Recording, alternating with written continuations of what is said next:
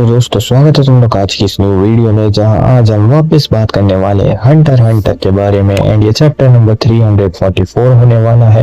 And इस chapter में हमको 3 लेजेंड्स के बारे में भी बताया गया है। तो बिना किसी देरी के इस वीडियो को चालू करते हैं। एंड उससे पहले एज यूजुअल एक छोटा सा डिस्क्लेमर।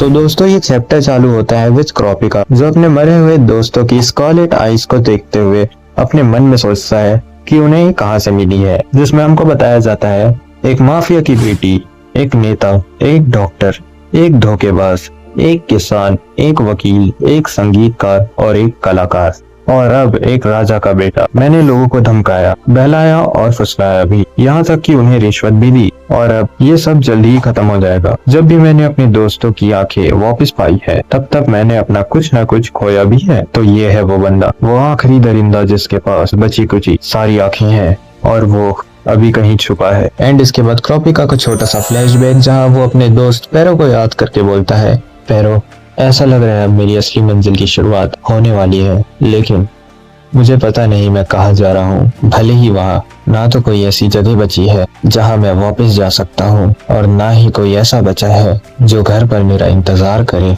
एंड ये सब क्रॉपिका अपने मरे हुए दोस्तों की स्कारलेट आइज को देखते हुए बोलता रहता है। एंड इसके बाद सीन शिफ्ट हो जाता है बियॉन्ड के ग्रुप पे, जो अब जीन का ग्रुप बन चुका है। भाई काहे का बियॉन्ड का ग्रुप रहा भाई, जीन यहाँ पे मनमानी करता है भाई, अब जो हो जाए जीन की चलेगी। लेकिन तब भी ये ग्रुप का एक बंदा बहुत उचकता रहता है। एंड ये वाला बंदा जीन को बोलता है, नंबर 2, हाँ लेकिन ये सब तेरे जवाब पर डिपेंड करता है। पेरिस्टन नंबर 2 बनकर हमें प्लान्स और ऑर्डर देता था, लेकिन तू आखिरकार हमारे लिए क्या कर सकता है? हाँ ये तुम्हारे बाप का घर नहीं, जब मर्जी आया आ जाओ और जब मर्जी आया चले जाओ।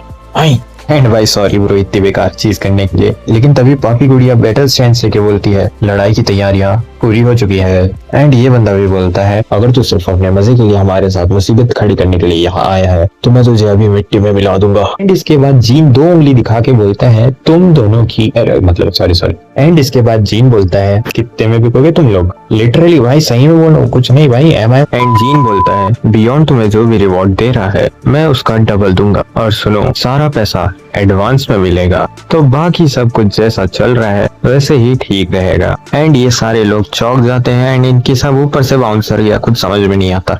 तभी जीन ये लोग को बोलता है, क्या तुम लोग बियॉन्ड के लिए या फिर इस चिके के लिए काम नहीं कर रहे? इसलिए तो मैं बोल रहा हूँ, मैं तुम्हें दुगना पैसा देने के लिए तैयार हूँ। मैं इसके अलावा और कुछ नहीं करने वाला, और वैसे भी मेरी कोई ऐसे स्पेशल डिमांड भी नहीं है। और देखो अगर तुम्हारे पास और कोई सवाल है तो मैं उसका जवाब देने के लिए तैयार हूँ, और अगर कोई ऐसी चीज पर डिस्कस करना है तो कोई दिक्कत नहीं है, करेंगे भाई। और अगर तुम में से कोई अभी भी पेरिस्टन की बातें सुनना चाहता है तो तुम्हारी मर्जी भाई, बेझिझक होके जो चाहे करो भाई, लेकिन नंबर 2 तो मैं ही रहूंगा। बस इतना ही चाहिए मुझे। उसके बाद ये सारे सोच में पड़ जाते हैं कि नंबर 2 बनने का फायदा क्या है। फिर ये सांजी की हेयर स्टाइल वाला बोलता है, अरे छोड़ना, किसी को घंटा फर्क नहीं पड़ता, लेकिन तूने जो कहा कि तू एडवांस में डबल पैसा देगा, तो क्या मैं तेरी बात पर भरोसा कर सकता हूँ? इस पे जीन बोलता है, अरे बिल्कुल भाई, अगर तुम मुझे अपने अकाउंट्स की डिटेल दे दो तो मैं तुम्हें अभी के अभी पैसे भेज सकता हूँ। एंड फिर वही बंदा बोलता है, तुझे पक्का यकीन है ना कि तेरी कोई और शर्त नहीं है? एंड इस पे जीन बोलता है, अरे मैंने कहा ना मेरे बच्चे, मुझ पर भरोसा रहा। के बाद ये बंदा बोलता है, लेकिन अगर हम में से सबने हाँ नहीं बोला तो क्या होगा? इससे तो बस आपस में ही लफड़े शुरू हो जाएंगे। एंड इस पे जीन बोलता है, तो फिर कुछ नहीं किया जा सकता। अगर तुम्हारे बीच आपस में ही झगड़े शुरू हो गए तो मैं ज्यादा कुछ नहीं कर पाऊंगा, और वैसे भी ये सफर काफी लंबा होने वाला है, तो मैं इंतजार कर लूंगा। इसका मतलब ये है कि जीन डार्क कॉन्टिनेंट जाने से पहले ये सबको मना ही नहीं गा, या ये सब मान ही जाएंगे, क्योंकि भाई जीन है, वो कुछ भी कर सकता है। एंड इसके बाद जीन कंटिन्यू करके बोलता है, एक तरह से देखा जाए तो तुम्हें अभी फैसला करने के लिए बोलना ये तो मेरी रिक्वेस्ट हुई ना। अगर तुम सब मुझे नंबर 2 बनने के लिए मान जाओ तो मैं तुम्हें अभी के अभी पैसे भेज दूंगा, और बात वहीं खत्म। एंड फिर ये शेफ पूछता है कि जीन क्या कुक कर रहा है तू? लेकिन इससे पहले सांजी की हेयर स्टाइल वाला बोलता है, मुझे घंटा फर्क नहीं पड़ता कि तुम नंबर 2 है या नहीं, ये रही मेरी अकाउंट डिटेल्स और वो रकम जो बियॉन्ड ने ऑफर की थी। एंड नेक्स्ट पैनल जीन ने अपना फोन निकालते साथ बूम बाम बैम भाई, पैसे मिलते साथ बंदा निकल गया। सांजी के बाल होने के बाद भी माइंड सेट पूरा लॉयड फ्रंटेरा और नामी वाला है इसका, वाह भाई। एंड शेफ भी पूछ रहा है भाई वो वापस आने वाला है कि नहीं। एंड इसके बाद जीन बोलता है चलो और कोई भी है जिसे मेरे नंबर 2 बनने से कोई प्रॉब्लम है। एंड जो इसके पहले चैप्टर में पंच खाया था जीन से, वो बोलता है ना ना ना मुझे नहीं लगता कि किसी को तुम्हारे नंबर 2 होने से प्रॉब्लम है। एंड उसके बाद जीन इसकी कीमत पूछता है लेकिन ये मना कर देता है लेने से। लेकिन फिर जीन बोलता है कि ठीक है भाई जो चाहे वो कर, पैसे चाहे डोनेट कर या किसी को दे दे, जब भी तुम इंटरेस्टेड होगा मुझे बता देना। एंड उसके बाद पेरिस्टन से भी पूछता है भाई कि तेरी तरफ से कोई आपत्ति तो नहीं। एंड पेरिस्टन बोलता है कोई नहीं कोई दिक्कत नहीं भाई मेरी तरफ से, मुझे तो बढ़िया लगेगा कि अगर तू नंबर 2 होगा। एंड उसके बाद gene another savage banger drop करता है। जीन बोलता है ठीक है फिर भी मैं तेरी डिटेल्स तो लेकर रहूंगा, लेकिन अगर मेरी कैलकुलेशन सही है तो तुम 0 को कितने बार भी डबल कर लो जवाब तो 0 ही रहेगा। इनडायरेक्टली पेरिस्टन को डैश भर का है बोल दिया भाई जीन। एंड इसके बाद सीन शिफ्ट हो जाता है क्रोपिका एंड लियोरियो पे, जहाँ लियोरियो बोलता है क्रोपिका देख मैं समझ सकता हूँ कि तेरे पास अपने बहुत सारे काम हैं, पर तुझे क्या लगता है मैंने तुझे कितनी बार फोन करने की कोशिश की है, मुझे अभी के अभी अपना ईमेल एड्रेस दे। एंड उसके बाद लियो मना करते हुए बोलता है कि वो अभी क्रोपिका जहाँ है उस लोकेशन पे आ रहा है। एंड उसके बाद क्रोपिका इसको बताता है कि अब वो एक ज़ोडिएक बन चुका है तो इसको ज्यादा टेंशन लेने की जरूरत नहीं है। लेकिन तब भी लियोरियो क्रोपिका से उसका ईमेल एड्रेस मांगता है, लेकिन भाई क्रोपिका मना कर देता है उसको सीधे मुंह पे। एंड उसके बाद क्रोपिका कंटिन्यू करके बोलता है कि उसने मिजाइल स्टॉर्म से गॉन के बारे में सुना है एंड क्रोपिका इस चीज में कुछ मदद कर सकता है कि नहीं ये भी पूछता है। तभी लियोरियो बोलता है गॉन बिल्कुल ठीक है भाई, बस तू यहाँ आ जा और मेरा साथ दे दे। एंड अभी 2 पेज बाद हम गॉन पे आते हैं और फिर मैं इस पे क्रैश आउट। एंड लियोरियो कंटिन्यू करके बताता है कि ज़ोडिएक बहुत अजीब लोगों से भरा पड़ा है तो इसको थोड़ा अनकंफर्टेबल फील होता है। तभी क्रोपिका बोलता है समझ गया, लेकिन तू तो ऐसा नहीं है कि तू एकदम शाय वगैरह है। एंड मिजाइल स्टॉर्म बोलता है कि लगता है लियोरियो को तुम पर काफी भरोसा है क्रोपिका। एंड इसके बाद क्रोपिका और मिजाइल स्टॉर्म के बीच में बात होती है, जहाँ क्रोपिका को लगता है कि उसकी पावर्स डार्क कॉन्टिनेंट वाले प्लान में कुछ काम नहीं आएंगी। एंड उस प्रिंस के बारे में बताने के लिए शुक्रिया एंड मैं मदद करने की पूरी कोशिश करूंगा। तभी मिजाइल स्टॉर्म बोलता है हमें बस इतना ही चाहिए, शिप पर तुम अपनी सुविधा के हिसाब से काम कर सकते हो, लेकिन तुम जो भी करोगे संभाल कर करना, क्योंकि उस जगह उस दिन एक हिस्टोरिक इवेंट होने वाला है और वो रॉयल प्रिंस वहाँ मौजूद होगा और मेरे हिसाब से इससे ज्यादा नाजुक मामला नहीं हो सकता था। उसके बाद मिजाइल स्टॉर्म क्रोपिका को थोड़ा डराते हुए बोलता है कि भाई वो बंदा अलग लेवल का बंदा है एंड फालतू स्टफ। तभी क्रोपिका भी बोल चल बाप को मत सिखा। लेकिन दूसरी ओर हम देखते हैं गॉन को जो अपना ऑरा रिलीज नहीं कर पा रहा रहता है। एंड अभी थोड़ी देर पहले लियोरियो ने बोला था कि गॉन की चिंता मत कर भाई, गॉन की चिंता कैसे नहीं करे, अपना ऑरा रिलीज नहीं कर पा रहा है। लेकिन इसी के साथ सीन शिफ्ट हो जाता है इसी के पप्पा पे मींस जीन पे, जहाँ जीन बियॉन्ड के ग्रुप वालों को डार्क कॉन्टिनेंट के बारे में बताता है। एंड जीन बोलता है V5 ने डार्क कॉन्टिनेंट जाने के लिए अलग अलग रास्ता चुना था और वो वहाँ से ये सब वापस लेकर आए हैं, लेकिन मेरे ख्याल से ये कहना ज्यादा सही होगा कि उन गाइड्स ने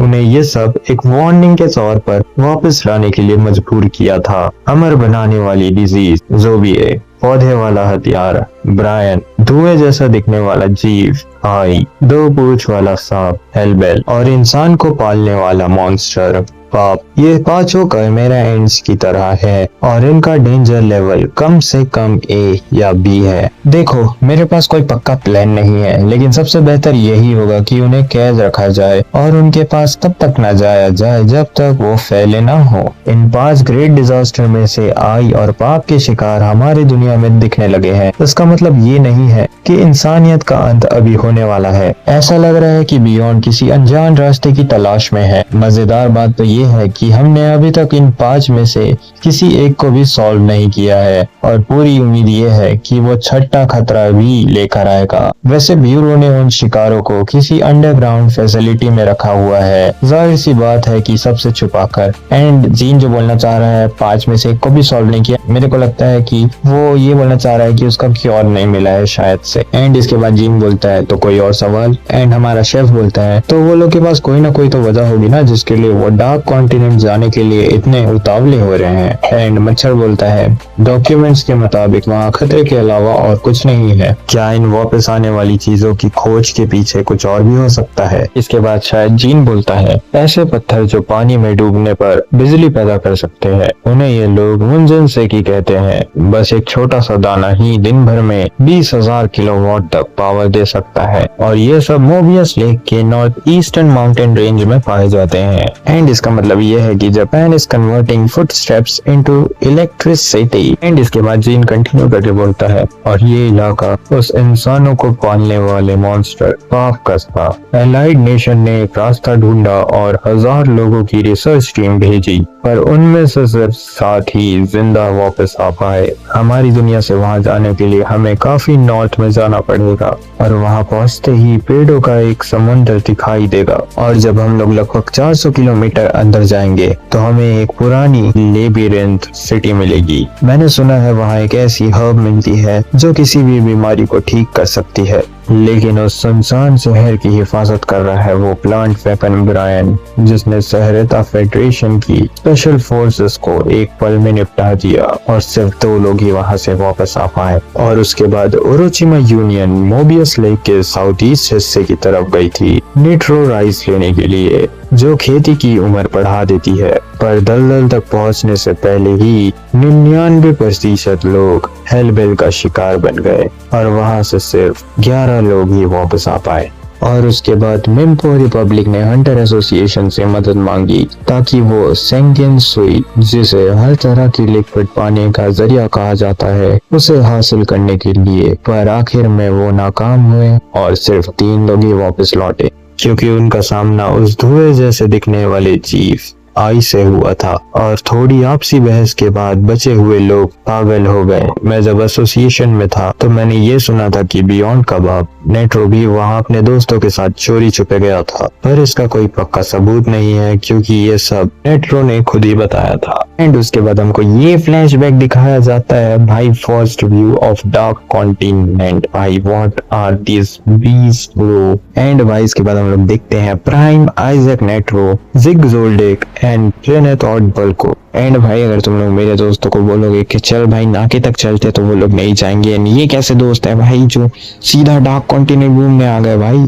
एंड ये सब इसलिए बताया जाता है ताकि हमें पता चल सके कि बियॉन्ड सही में डार्क कॉन्टिनेंट गया था। एंड इसके बाद जीन कंटिन्यू करके बोलता है, टांग्यू किंगडम जो बियॉन्ड के साथ थी, वो मेटेलियन नाम के एक अल्काइमिक प्लांट चाहती थी। वो लोग उसे वापस लाने में कामयाब तो रहे, लेकिन क्योंकि वो रास्ता भटक गए थे तो उन्हें एक खौफनाक बीमारी ने घेर लिया, जिसे आज हम ज़ोविये डिजीज के नाम से जानते हैं। 6 लोग तो जिंदा लौटे थे, जिसमें से कुछ हंटर्स भी शामिल थे, लेकिन वो पौधा आखिर में सूख गया। और जो कहानी लोगों को चेतावनी देने के लिए थी, उन्होंने उल्टा लोगों के दिल में लालच पैदा कर दिया, जिसकी वजह से और भी ज्यादा लोग मारे गए।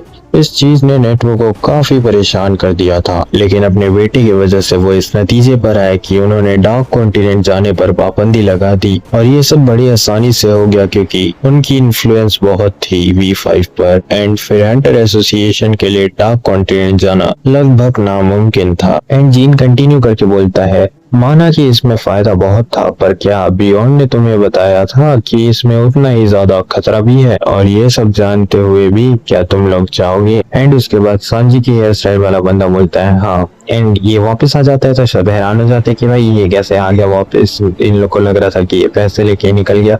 एंड तभी सांजी की हेयर स्टाइल वाला बंदा बोलता है कि उसने सारे पैसे यूज कर दिए, जिसमें भाई जीन और सारे बियॉन्ड के ग्रुप वाले मेंबर हैरान हो जाते हैं। तभी भाई ये कुछ ऐसा बोल देता है जो भाई दिल छू लिया। भाई ये बंदे से मेरे को ये उम्मीद नहीं थी। मैं अपना वापस लेता हूँ भाई, लॉयड फ्रंटेरा बोलना है इसको भाई। एंड सांजी की हेयर स्टाइल वाला बंदा बताता है कि उसने वो पैसे हॉस्पिटल को दे दिए जहाँ इसकी बहन एडमिट थी।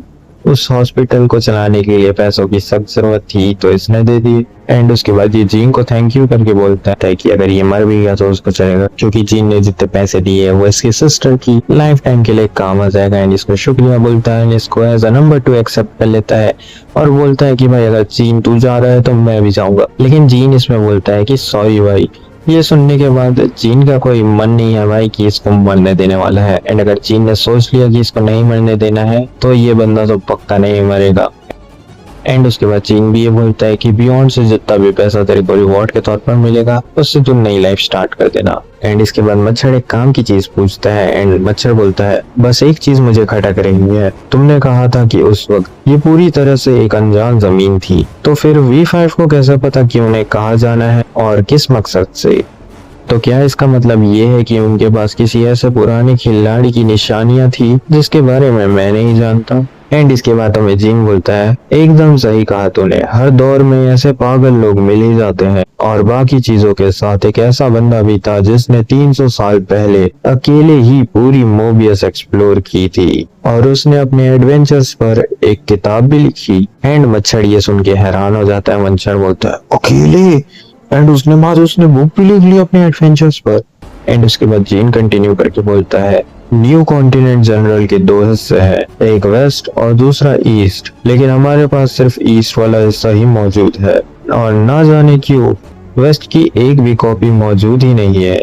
लेकिन आखिर क्यों? इसकी सिर्फ 3 वजह हो सकती है। पहला, ऐसा भी हो सकता है कि उन्हें वो किताब अभी तक मिली ही ना हो। दूसरा, या फिर ऐसा भी हो सकता है कि जिसने वो किताब लिखी वो उसे किसी वजह से पूरी ना कर पाया हो। और तीसरा, वो किताब अभी भी लिखी जा रही है और उस किताब का ऑथर है डॉन फ्रीक्स। एंड इसके बाद सारे क्रैश आउट हो जाते कि भाई 300 साल पुरानी किताब कहाँ से होने वाली है, कुछ भी बक रहा है cheat. And with that big reveal कि डॉन फ्रीक्स ही वो बंदा है जिसने वो किताब लिखी है एंड वेस्ट एडिशन अभी भी लिखी जा रही है।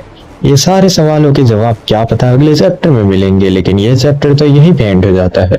तो मिलते हैं अगली वीडियो में, तब तक के लिए दोस्तों बाय बाय।